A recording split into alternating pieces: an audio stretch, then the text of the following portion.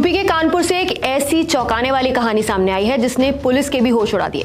मामला सिर्फ एक छोटी सी लूट से शुरू हुआ था, लेकिन जांच आगे बढ़ी तो 1600 करोड़ रुपए के संदिग्ध नकद लेन देन का जाल सामने आ गया।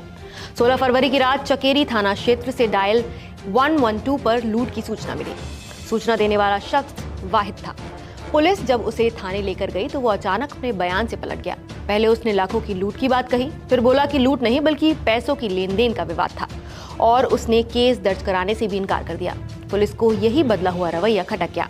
पुलिस आयुक्त रघुवीर लाल ने घटना की जानकारी देते हुए बताया कि मामले की हर एंगल से जांच जारी है। बैंकिंग और आर्थिक लेन देन की गहराई से पड़ताल हो रही है। इस 16 फरवरी को एक लूट की घटना होती है जिसमें वादी द्वारा एक एफआईआर नहीं लिखाया जाता है और वहां से हमारी टीम को डाउट होता है और उनसे जो प्राइमरी जो जानकारी मिलती है उस जानकारी के आधार पर ये पता लगा था कि इसमें 8 लाख रुपए की लूट हुई है। लेकिन वादी कतई नहीं लिखा रहा था। वादी ने कहा था कि ये हमारा झगड़ा का मामला है। हमारी टीम इसके पीछे जो है जानकारी करने के लिए बैंक गई और बैंक से विड्रॉल का पैटर्न देखा है कि बैंक से कितना पैसा निकला है। उसकी और जो लुटेरों की जानकारी करते करते हमको ये पता लगा है कि कुछ लोग इनमें से दिल्ली में जामा मस्जिद में उनके लोकेशन पे ले हैं, कुछ का कश्मीर और नेपाल में भी इनकी मोबिलिटी का पता लगा। इतने बीच में हमारी टीम ने बैंकों की स्टडी करने के बाद ये देखा कि बैंक से भारी मात्रा में उस दिन 3 करोड़ 20 लाख रुपया कैश विड्रॉल हुआ था, पर ये पता लगा कि बाकी पैसा वो बांट चुके थे कैश में और केवल जो है 25 लाख रुपया ही वो उनके कैरियर ले जा रहे थे और उनके साथ ये घटना हुई थी।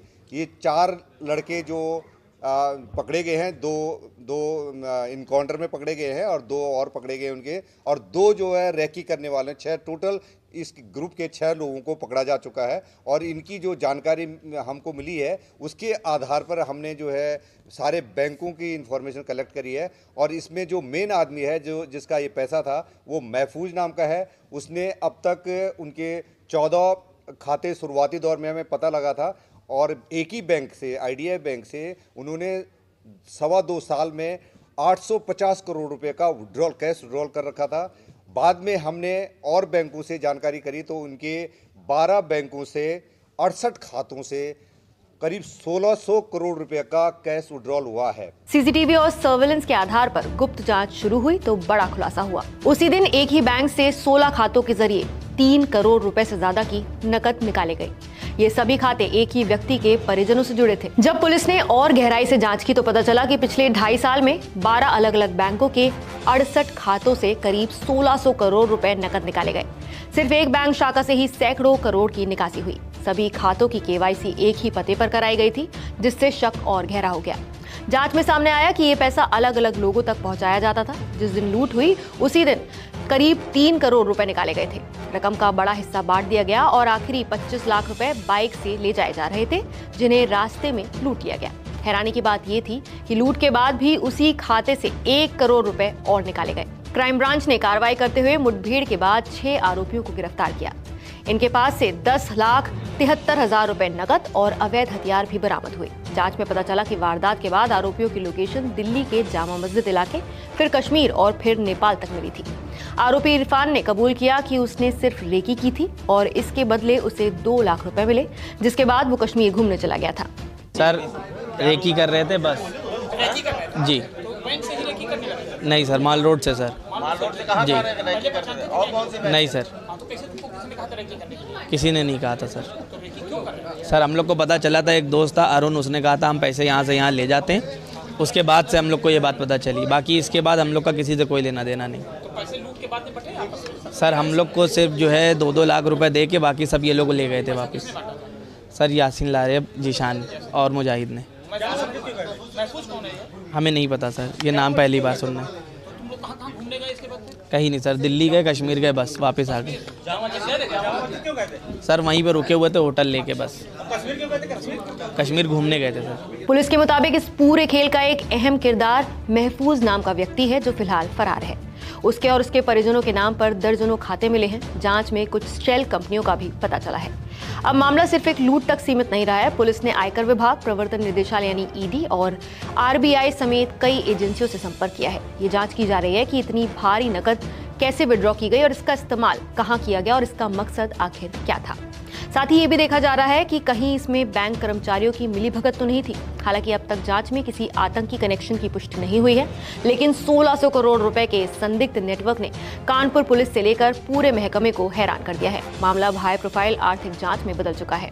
यहाँ आपको ये भी जानना चाहिए कि हवाला क्या है और इस पर कानून क्या कहता है, तो चलिए आपको बताते हैं। तो हवाला पैसे भेजने का एक गैर कानूनी तरीका है। इसमें बैंक या आधिकारिक कागजात का इस्तेमाल नहीं किया जाता, फिर भी पैसा देश या फिर विदेश में पहुंचा दिया जाता है। कई बार असली नकदी एक जगह से दूसरी जगह नहीं जाती, बल्कि लोगों के आपसी नेटवर्क के जरिए हिसाब बराबर कर दिया जाता है। इस तरीके का इस्तेमाल अक्सर काला धन को छिपाने, टैक्स चोरी करने, विदेशी मुद्रा नियम तोड़ने और गलत गतिविधियों के लिए फंड जुटाने में किया जाता है। हवाला और अवैध पैसों के मामलों में कई सख्त कानून लागू होते हैं, जैसे कि विदेशी मुद्रा प्रबंधन अधिनियम 1999 यानी फेमा के तहत बिना ऑथराइज बैंक या फिर माध्यम के विदेशी मुद्रा का लेन देन करना प्रतिबंधित है। इस कानून की धारा 13 के अनुसार नियम तोड़ने पर लेन देन की रकम के 3 गुना तक जुर्माना लगाया जा सकता है और एक अन्य दंड भी दिया जा सकते हैं। वहीं prevention of money laundering act 2002 यानी पीएमएलए के तहत अवैध तरीके से कमाए गए पैसे को कानूनी दिखाना अपराध है। इसमें दोष साबित होने पर 3 से 7 साल तक की जेल और कुछ मामलों में 10 साल तक की जेल भी हो सकती है और संपत्ति जब्त करने का प्रावधान भी है। इस कानून के तहत जांच करने का अधिकार प्रवर्तन निदेशालय को होता है। आयकर अधिनियम 1961 के अनुसार भी अगर किसी के पास बेहिसाब नकदी मिलती है या फिर टैक्स चोरी साबित होती है तो भारी जुर्माना और कानूनी कार्रवाई हो सकती है। और अगर ये साबित हो जाए कि ये जो पैसा मिला है वो देश विरोधी गतिविधियों में इस्तेमाल हुआ है तो अनलॉफुल एक्टिविटीज प्रिवेंशन एक्ट यानी यूएपीए के तहत बहुत सख्त सजा का प्रावधान है। इस कानून में सजा अपराध की प्रकृति पर निर्भर करती है। यदि किसी व्यक्ति पर आतंकी गतिविधि में शामिल होने का आरोप सिद्ध हो जाता है तो उसे कम से कम 5 साल की सजा हो सकती है, जो उम्र कैद तक बढ़ सकती है। अगर आतंकी कृत्य के कारण किसी की मौत हो जाती है तो दोषी को मौत की सजा या फिर उम्र कैद भी दी जा सकती है। आतंकी फंडिंग के मामले में आमतौर पर 5 साल से लेकर उम्र कैद तक की सजा या फिर जुर्माना या फिर दोनों लगाए जा सकते हैं। वहीं किसी आतंकी संगठन की सदस्यता लेने या फिर उसका समर्थन करने पर करीब 10 साल तक की जेल और जुर्माना हो सकता है। इसके अलावा इस कानून में संपत्ति जब्त करने और लंबी अवधि तक हिरासत में रखकर जांच करने जैसे विशेष अधिकार भी एजेंसियों को दिए गए हैं। इसके अलावा लूट, आपराधिक साजिश और अवैध हथियार रखने जैसे मामलों में भारतीय न्याय संहिता और शस्त्र अधिनियम के तहत अलग अलग मुकदमे दर्ज किए जा सकते हैं। तो इस मामले में पुलिस आयुक्त ने स्पष्ट किया है कि बैंक अधिकारियों की संभावित संलिप्तता की भी जांच की जाएगी। आरबीआई से बैंकिंग प्रक्रियाओं की जांच, आयकर विभाग से कर अनुपालन की समीक्षा और ईडी से मनी लॉन्ड्रिंग एंगल की जांच की सिफारिश की गई है। सीबीआई को भी व्यापक आपराधिक साजिश की जांच के लिए पत्र भेजा जा सकता है। आरोपियों को कोर्ट में पेश किया जा रहा है, जबकि मुख्य आरोपी महफूज की तलाश अभी जारी है। ये मामला न केवल कानपुर बल्कि पूरे प्रदेश में बैंकिंग निगरानी, केवाईसी अनुपालन और वित्तीय अपराध नियंत्रण तंत्र पर गंभीर सवाल खड़े करता है। फिलहाल आप इस पूरे घटनाक्रम पर क्या कहेंगे, हमें कमेंट करके अपनी राय जरूर बताइए।